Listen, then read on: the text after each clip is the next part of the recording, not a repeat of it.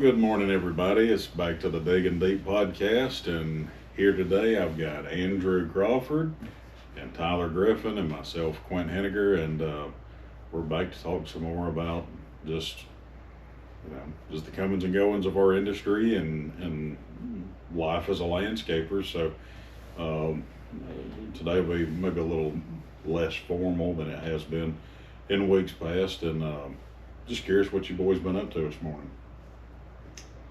Well, this morning, once we kind of got all our guys squared away, and got them off to their first stop of the day, we went and checked on one of our enhancement crews who's finishing up a pine straw and mulch job. So we got all the pine straw done for the most part yesterday, and touching up a few areas with some mulch. A lot of people wanting mulch and straw this time of year. I mean, it's kind of, I guess, died down a little bit. You know, it really picks up, or was real heavy in kind of January, February, and I guess March. You know, really right after leaf season was over. Then we had a little bit of time to kind of clean out some of those beds, just to remove any more leaf debris that accumulated over leaf season. But I mean, you know, still got some pine straw and mulch jobs out there, but really it's real heavy in January through March, I would say. I feel like mine on pine straw is just now starting to pick up. I've had more here lately than I did when you did, so just now kind of starting, so just fluctuates. What all you been up to, Tom? Just out checking on them with him and looking at some hollies, just making sure everything's looking good as we come into summer. We got all the flowers planted. All those are looking good. With all the rain we've had, they're doing good. So you're done with flowers now? Mm-hmm. You done? Yeah, we're pretty much wrapped up. Got a couple still out there, but yeah, we're pretty much finished up. I feel like it went pretty smooth. Yeah. We were able to really once they got here, we were able to kind of dish them out and get them installed fairly quickly. Mm-hmm. So I'm about to start cutting irrigation back on the flowers now that they've been in. Yeah, really, most of the flowers have been in for a week, 2 weeks. So, you know, after that time period, taking it from watering every week or once a day during the week, you know, kind of maybe every other day, and then adjust the time a little bit.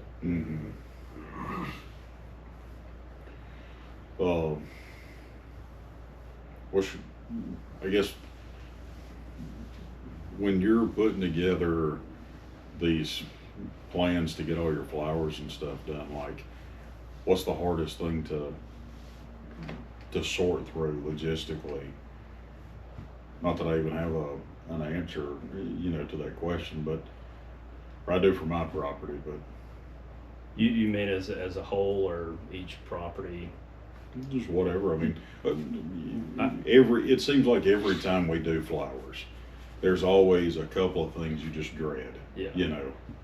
I guess, you know, with it being, I guess, 4 managers, really 3 kind of working in the Mountain Brook area installing flowers. You know, we really all have to kind of work together. You know, can't be just one person wanting to get all their flowers done at once. You know, we kind of have to. You'll go share toys. Yeah, we kind of got to divvy it up a little bit, and I feel like, I mean, we've done pretty good with that. We try to get, you know, maybe my biggest flower job done, Tyler's, Brian's, you know, try to kind of clear out a lot of those flowers that we have in the yard. Yeah. So we try to just get each manager's biggest job or 2 jobs done first, and then after that, you know, we just kind of I guess work it out. And I feel like it works really good. Yeah, I mean, it may be you know, I have an enhancement crew for the day, and we go knock out, you know, 3 or 4 flower jobs, or I have 1 or 2, and, you know, Tyler has them the rest of the day. So really it just involves a lot of communication and, you know, organization, I guess, to make sure all of us work together and get them done as quickly as we can, because, Yeah. you know, the longer those flowers sit in the pots, they'll start to yellow and get leggy. So, you know, and nobody wants to install that on a property. No. Um, No, as expensive as they are, they want it to be primo. I would too. Yeah. yeah. I think for me, like, because the property that I'm over is, you know, almost 40 miles east of here, and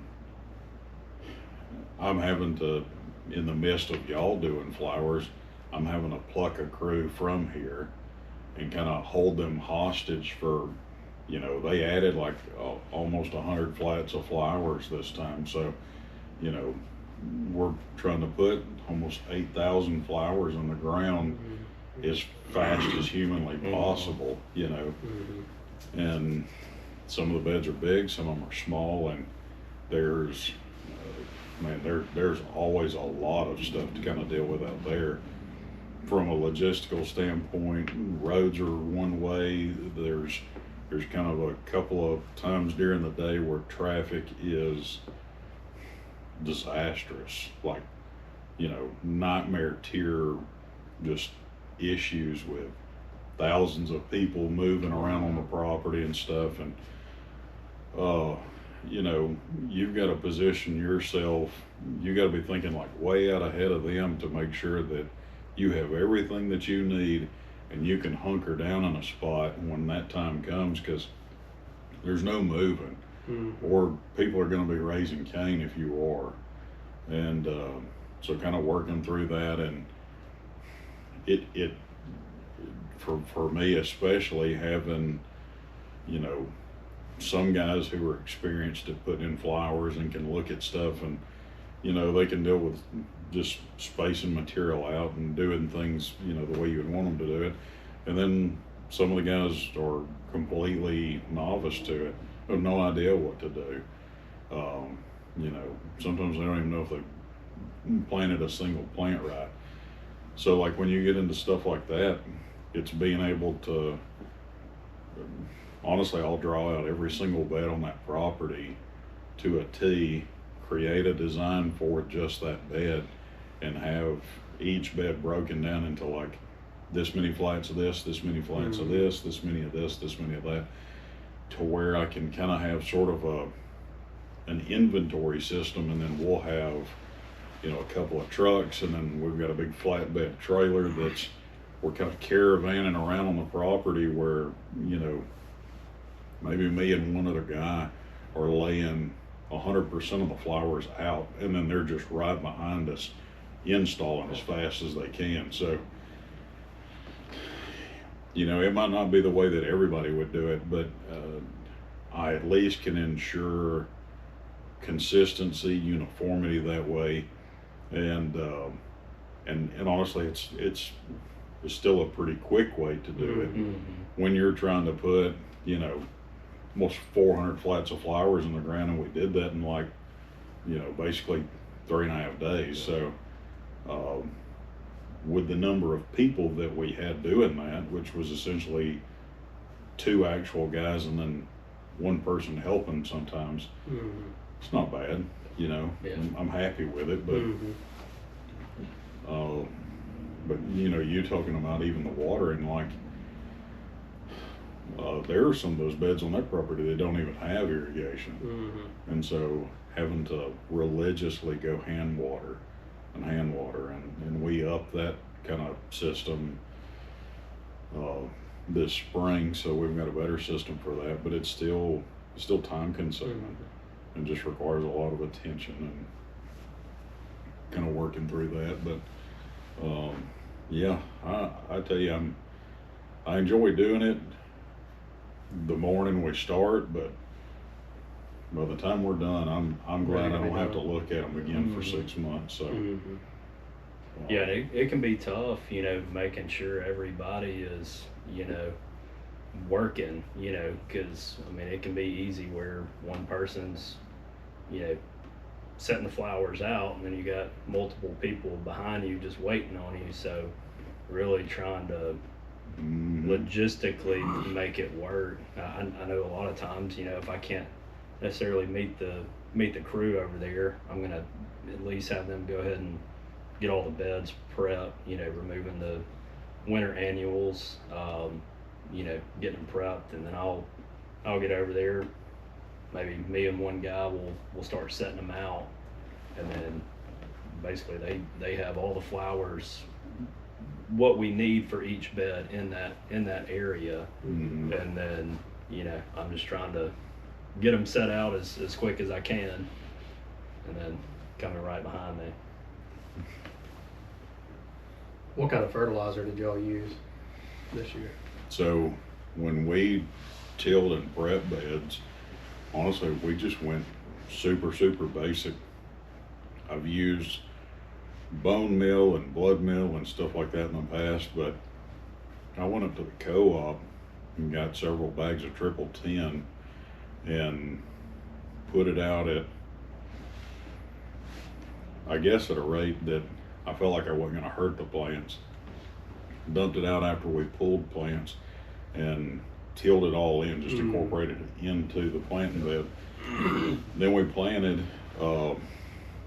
Once those beds hit about,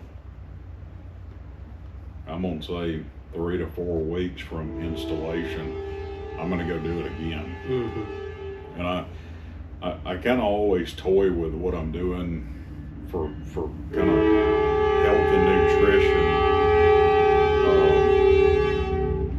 I always kind of toy with it to see what works best and what gives me the best results and for different needs, fungicides, insecticides, fertilizers and stuff. And I want to kind of give this a try and see how it does. I know a lot of people will do granular, or some people are only liquid, and I don't know, there's right ways and wrong ways, I reckon, but we will probably move over. I'm kind of using the rain to my advantage. So long as I have the rain, I'll keep going with the granular triple 10. The minute that it starts to dry up, we'll go to liquid. So, and you don't have to get real complicated with that either. But yeah, for now we're gonna stick with the granular and just let it water in. Did y'all use bone meal, or would y'all use? I went a little different this year too. We put in a 444, Okay. so it's a little lower. It's kind of a more narrow bed, most of mine, so I don't want everything just getting huge right off the bat. Yeah. And we used a lot of begonias and lantana, so that 444 had a lot of like kelp and bone meal and stuff in it. So I really wanted to see what it would do. So.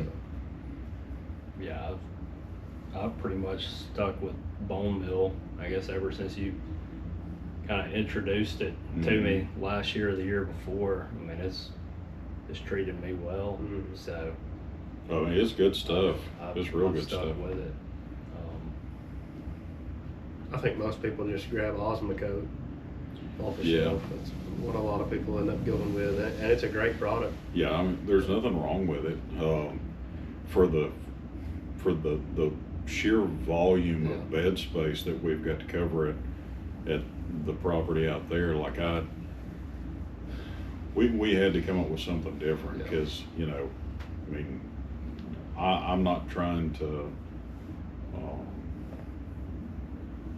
By no means am I trying to skimp on what we provide for them, but the cost effectiveness of going and buying I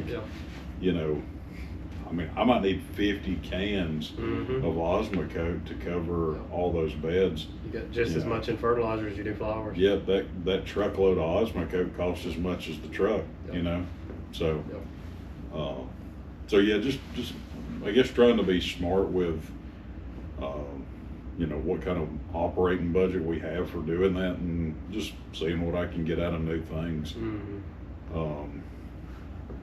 And then I guess as far as, you know, projects and stuff that you guys have got on the books right now, so we're done with flowers, so I guess kind of, well, I mean, what's next? Y'all got any big jobs in the hopper? I've got a few big ones that have been hanging around for a while. Just like ripping out a bunch of juniper and going with just a better option. Like hanging out, like they've just been mulling it over and finally pulled the trigger on it? They haven't yet, but there's a Okay. few out there. We've got some small cleanups, a good bit of pruning. Just customers that we don't do the pruning on, just reaching out and wanting pruning. Tell Andrew about the one you and I looked at yesterday.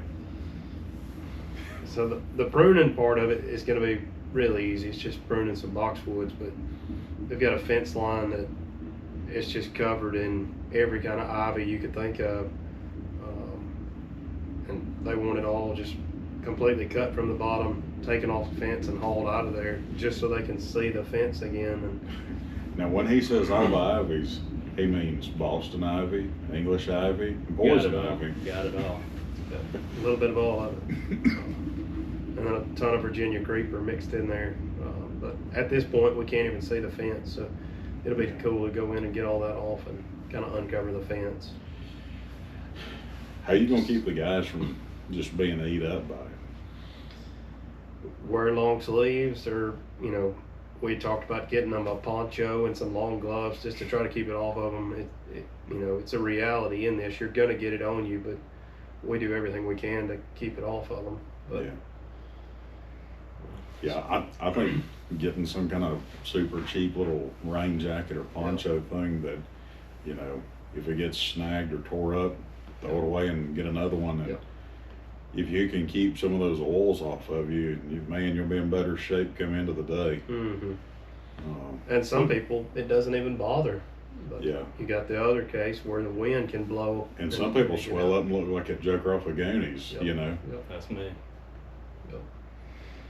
Now, with an instance like that, would it be more beneficial to spray that material first, So or normally I'd say yes. I'd love to go in and just hose all of that down with Roundup and let that stuff dry up and start to kind of, die off. But on the other side of that fence, The watershed. maybe 5 or 6 feet away is,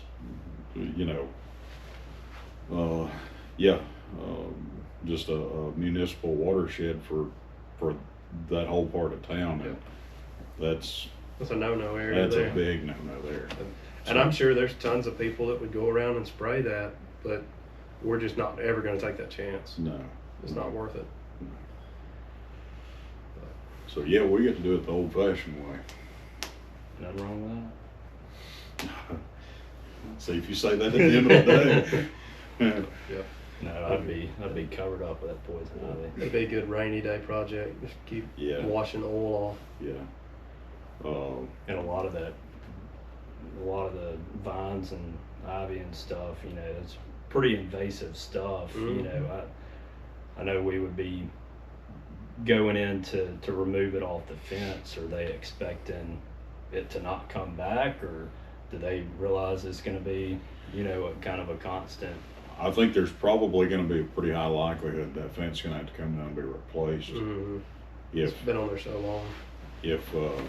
if it does come out before they go to replace it, I'm going to encourage them. They go in and grind a lot of that stuff down back behind there, and then whoever does their maintenance, kind of just needs to be diligent about. 5 minutes, maybe 6 minutes with a weed eater every week or two Eat it down. would keep you from ever running into that problem again. And I know people think that I deal with this when bidding maintenance jobs and stuff. Like, customer calls and they're like, "No, we're just not going to worry about cleaning this area up," or you know, we'll just do that when we need to. And it's like, if you would just let us clean it up one time, you know, and then pay the extra, heck, $15 a month is probably what it kind of amortizes out to. And we keep it clean forever versus letting it turn into, you know, Jungle again. this copperhead den, and then we've got to come in once a year, and it end up costing you way more just to clean it up, let it go, clean it up and let it go, versus just keeping it taken care of. But hopefully that's what they'll do. For sure. It's what they need to do. I mean, well, I guess to kind of keep speaking on maintenance, so we've had several phone calls as of lately that, you know, one of our competitors is having employee problems. And it's like, you know, I don't think that there's a company I don't think there's a company in the world right now that's not having employee problems. But the unfortunate part is this company was having some issues with employees, and I think they're kind of downsizing a little bit to fit probably what is still their core group of guys. So they're actually getting rid of some maintenance contracts in order to better fit what they're kind of tailor making their clientele. And so a lot of those folks have been calling us as of late, and we're grateful for that. But you know, when you hear these criticisms, when people are like, oh, I just, you know, so and so's, you know, got people problems, or so and so's, you know, I just don't think they have enough help or whatever. It's like, I want to meet the guy who has all that figured out. Yeah. You know, I don't care how big or what kind of company it is.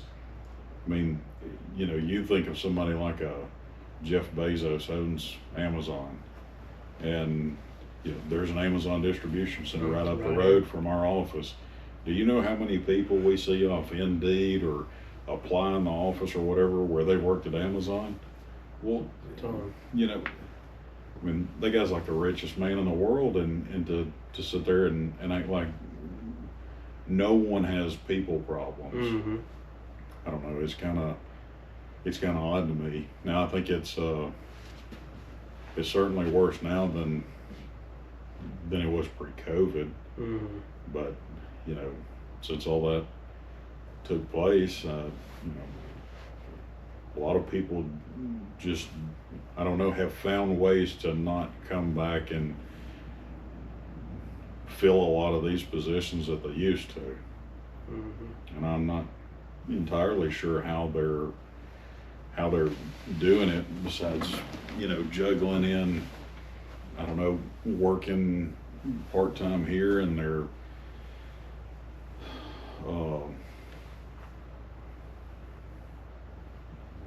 doing Uber and delivering food and doing some of this and some of that, and I don't know.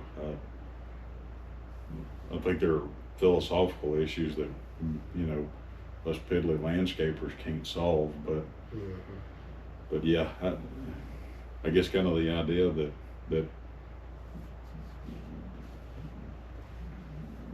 still from I guess the storefront perception is that only some companies have issues with employees. You know, I'm grateful that that the public, at least, you know, will call us, and you know, at least storefront out, you know, they at least think that we've got it all buttoned up and put together. But yeah, I mean, every day there's a new issue, or somebody didn't show up, or this or that, and I mean, thank the Lord we're able to take and fill spots and hire people, and you know, kind of have been really fortunate to retain some good guys.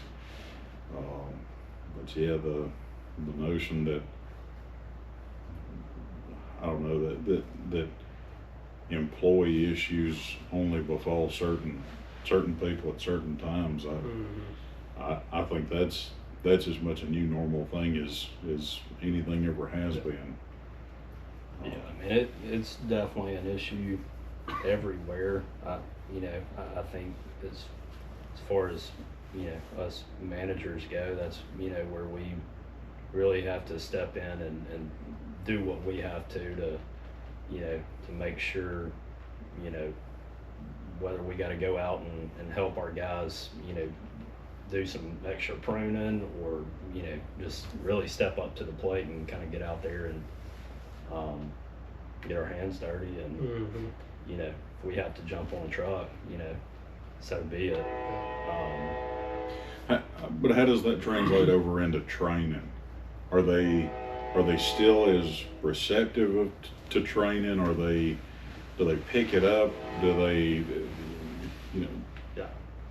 I mean, I feel like a lot of the guys we've recently hired, I feel like most of them have picked up on things pretty quickly. Mm-hmm. Yeah. I mean, it's not every person that comes in, picks up on it at the same time span, but, whether it be in the crew leader who's training the new member on the team, or, we pull that guy aside when we're on a property and work with them on,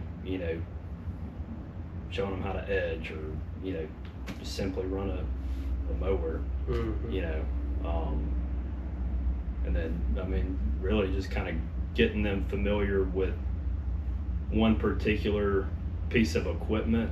Once they really kind of get the hang of that, then maybe put them on something else, get them trained up on that, and then, before long they've run all pieces of equipment, and, they're up to speed. So Yeah, I feel like in a perfect world, you would have like a training day or something where you show them every little thing, but it's not realistic. well, it's not realistic, but there's only so much you can kind of show one person at a Mhm. time, and then them actually retain Yep. it. They'll start Yeah. forgetting. It'd be wonderful to send them to, like, landscape maintenance school for a day or Yeah. two, and they come out and they're in prize fighting shape and they're just ready to go rip and roll. But Mm-hmm. people just don't absorb, and it's all of these different nuances for how do you even hold this versus how you do this, and there's this very technical, precise way of doing this, Mm-hmm. and for the times that you see somebody weed eating done just right, man, you can do so much damage with a weed eater really, really quickly. Yep. That's the thing that sticks out the most. Yeah. And so it's just all these little nuanced things that, trying to get people to figure out. And of course, you're always going to have, like, somebody this thing doesn't click with them. But, yeah, I was just curious, does training feel like it's still going pretty good? People are adapting and they're figuring things out, or they don't care, or? My guys ask a ton of questions, and I love that about them. Yeah. I mean, if they don't know, they'll call and ask in a heartbeat. And I'll take that phone call all day. What do you think's the hardest thing to train somebody with? A lot of guys who've never been on one with the walk behind Mm-hmm. struggle with that a little bit, but once you get it down, it's pretty quick. And we got to teach a guy who doesn't speak a lick of English how to Mhm. run the 48, Mm-hmm. and he caught on like that, and he's, I'd let him run it anywhere. Yeah. It's just a matter of paying attention and Mhm. showing them what they need to know, and it's a super quick process. It's not like we're sending them out with a chainsaw and not knowing how to run it the first time. Yeah. It's a lot different, but honestly, I feel like the toughest thing is using the blower. As easy as it may seem, and right now you may not notice all that much, somebody who's not efficient with it, but when it comes to leaf season, and you can't even see the property because of the amount of leaves, and you got 3 guys on a truck and trying to work together to to remove the leaves. that person who's not efficient with it sticks out. Yeah, like you real know. quick. Yeah. Um, And you'll have the other two guys on the truck bristle up at him all Yep. day over Yeah. it too. Yep. so, and I mean, honestly, it's just like anything, you know, it just takes time, Mhm. you know. I think honestly the hardest part of two guys on the truck is not the equipment; it's getting used to each other and how they flow through the property. Because Yeah. if I've been doing it one way all my life, and you want to do it completely opposite, Mhm. it throws me off, and I'm all backwards and turned around. And Mhm. you get, you know, a younger guy who don't know as much, and put him with a mature guy who's been on that truck and that route for a while. He's gonna want it his way, Yeah. and it's just a learning curve on how to deal with who you're working with. Yeah. And then the pruning, you know, what to prune and what not to prune, that'll get you in trouble real quick. Yeah. You know, I remember years back, a guy took the gas shears and went and pruned some little bitty camellias that had been in the ground about 2 weeks, just completely hacked the top off. Mhm. And it was this huge uproar, and he was like, y'all told me to prune? You know, there was just no training there. Yeah. He walked through and he did what he was told to do, but Well, you kind of hit the nail on the head there. When it comes to plant identification and all of this, I mean, you better be out there telling these guys what's what, and you better be making sure they remember what it is. yeah. What to prune, what not to prune. Yeah, that comes into play big time. But if they know they're supposed to prune this, and they think that is this, Yeah. it's getting pruned. You Yep. know. Yep. Case in point, we had like a older Hispanic couple, man and wife, that worked for us at a previous company I worked at long time ago. And it's like, I don't know, just a little after Valentine's Day or something. And we had sent them to a big job that had a bunch of crepe myrtles, big residential property, lots and lots of crepe myrtles. And they were just adamant that the crepe myrtles had to be topped. So we sent this couple over there with another person, and you know, they're up there topping all the crepe myrtles on the property and everything. And me and the residential manager, we pull up on the property, and I think we both saw it about the same time. And my heart sank. We go running up, and they're like done like 3 more cuts to being done, and they have topped all the crepe myrtles in the front yard. And these are like, you know, 20-plus-foot tall Natchez crepe myrtles, and they also got the big showy Japanese maple right in front of the house. Nice. And I mean, completely topped it. And you know, you want to talk about an upset customer. Yeah, I bet. I would imagine. I mean, I bet. boy, they were ill, and rightfully so. Yeah. But man, it's kind of those things where you can teach how to use this piece of equipment and that piece of equipment, and you know, and the proper way to scissor shear boxwoods and the proper way to pocket prune this and pocket prune that. But if they have no idea what that plant is, Get you in trouble every time. boy, it's gonna bite you in the rear end at some point. So I know probably a lot of people in the public look at what we do and they think, you know, I mean, I remember, Drew, it's probably the same for you, when I told people I was getting a degree in horticulture. You're getting a degree in grass cutting, you know, it's like, man, They didn't even know what horticulture was. yeah, I thought you were doing something bad, but Then you say landscaping. Oh, so you're gonna cut grass. Mm-hmm. and it's like, man, there's just so many more moving parts than you could ever imagine with what we do. But yeah, you really have to take the time to teach, and it's easier to do that with guys that really want to be here and want to learn and want to grow in our company. And then, you know, sometimes it can kind of take the fun out of it when you've got a guy that, you know, he doesn't care that much, and there's a chance that he, you know, this is just a place for him to stretch his legs long enough for him to find something else. But all the while, you know, the one that wants to learn and the one that doesn't care, to learn anything other than just how to get a paycheck. Either one of those guys can just, boy, they can mess you up if you're not making sure they know. Yeah. But yeah, it's I don't know, it's highly rewarding what we do. All the while it's it's extremely challenging because you're a living organism managing living organisms that take care of living organisms. Mm-hmm. And it's like, boy, there's a good chance today could go awry, you know. Mhm. But it's a lot of fun though. Yeah. For a bunch of window lickers that couldn't have office jobs, I think we're doing okay. Yeah. So, all right, well, I reckon we'll do this again next time. Yep. So, if you guys have any questions for us or start missing Brian, hopefully he'll be back next week, and we'll do this again, have some more conversations with you guys, and nothing else.